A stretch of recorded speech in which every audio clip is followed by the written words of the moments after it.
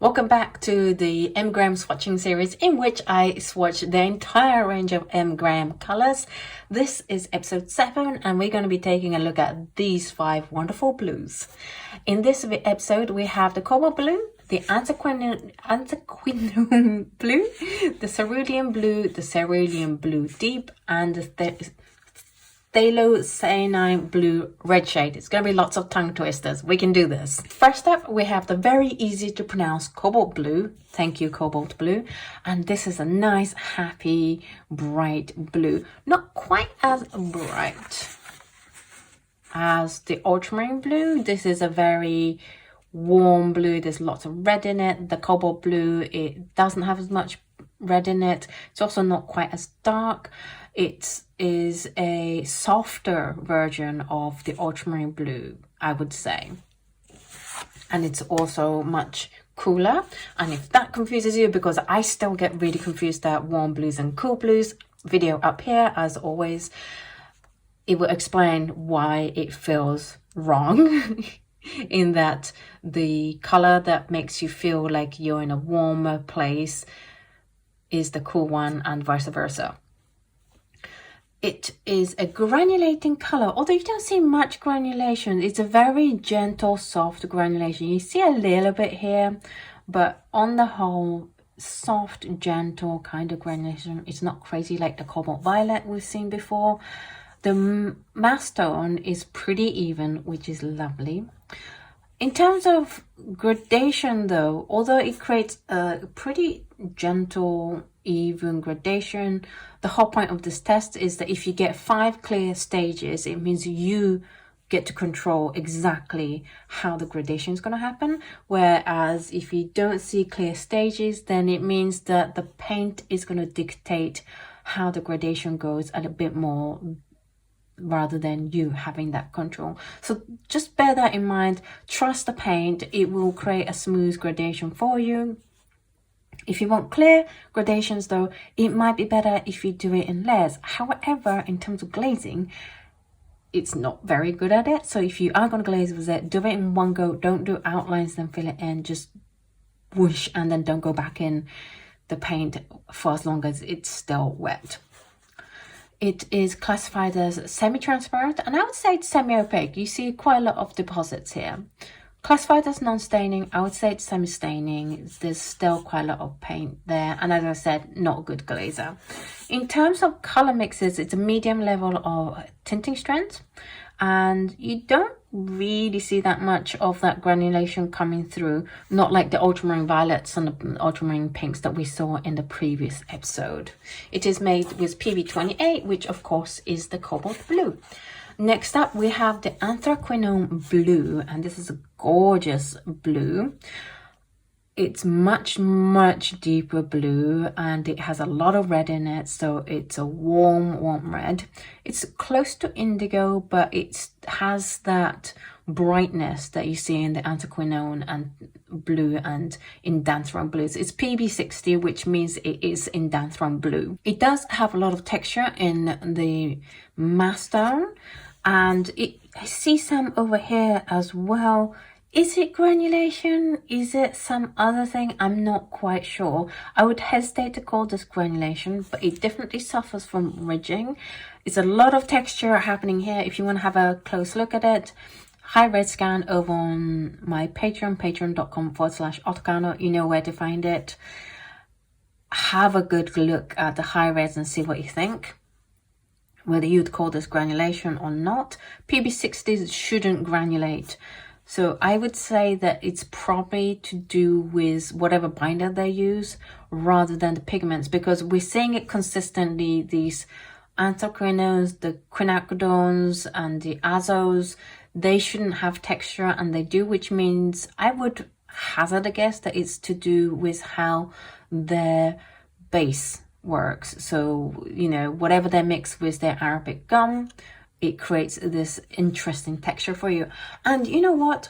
We need more variety in the watercolor world. So it's great that we can get these textures on colors that you don't normally get textures. I love the ridging here. It's so strong. For an anthraquinone though, it doesn't suffer from cauliflowering. Why can't I say cauliflowering? There we go, I said it. It's more ridging than cauliflowering, so you can go quite hard on the water control and it should stay quite well behaved for you. It's classified as transparent, but I would say it's more semi-transparent. Transparent to semi-transparent. It's classified as staining, and I would agree with that. It's not great at glazing though. You can see the paint lifting and it being streaky, so just be quick about it if you're going to glaze with this color. It is a high tinting strength color. You get nice bright mixtures with these high tinting strength colors, so it would do fine on a palette like mine. If you do have a softer, lower tinting strength palette though, you might struggle in mixing with this color. It's not that you can't or that it's bad or anything, it's just, you just got to think about it a little bit more.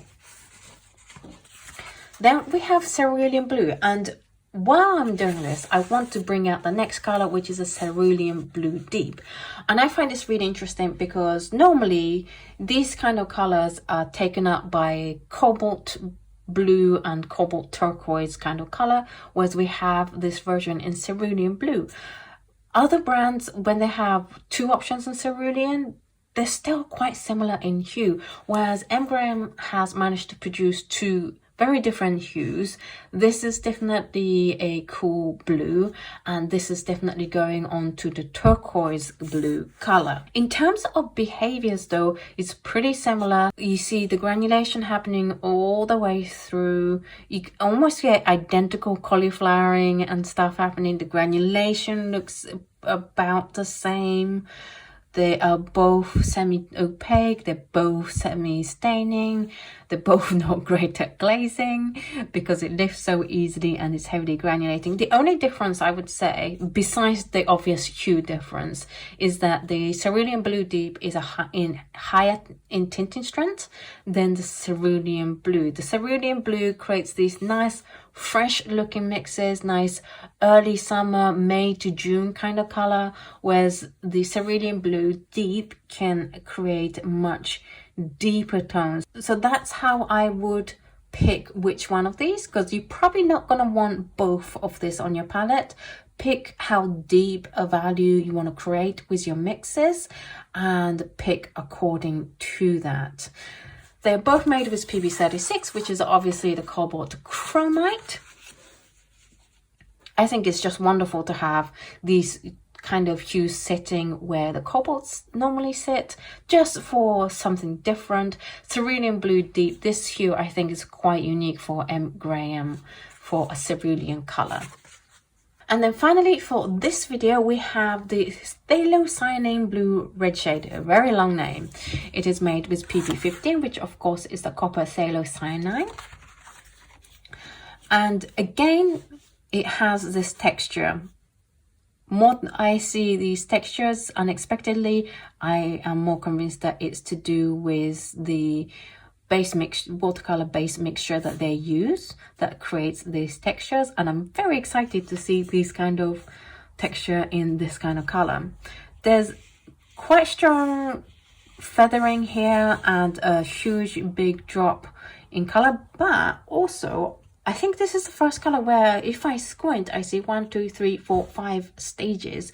So you have more control, but you're going to have to work a little bit more in bringing the pigments down after stage 2 so that you get bigger difference here. I also noticed this light at the top and dark at the bottom of a stage thing happening here. Again, I am pretty sure it's to do with paper, so if you've tried this on other paper, please share. Let me know your experience. If you're a Patreon, you can post I think you can post photos on there, so do let me know and share how you get on with this color. It is classified as a transparent, and I would agree with that. It is classified as staining, again I would agree with that. It does create a streaky layer though, so if you are going to go for glazing, do it in one shot, don't come back in until it's dry. If you want to fiddle with it, let the layer dry first and then go back in.